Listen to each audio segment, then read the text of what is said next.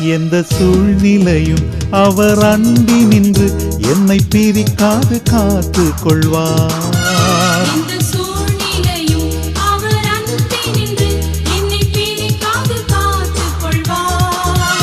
என்னை நம்பியவர் வந்த பொறுப்பதனை அவர் வரும் வரை காத்து கொள்வேன்.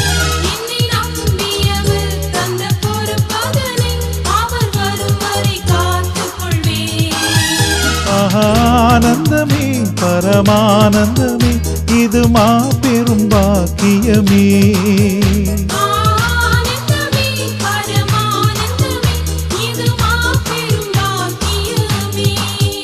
இந்த பாதலத்தின் சொந்தக்காரர் அவர் எந்த உள்ளத்தில் சொந்தமானார்.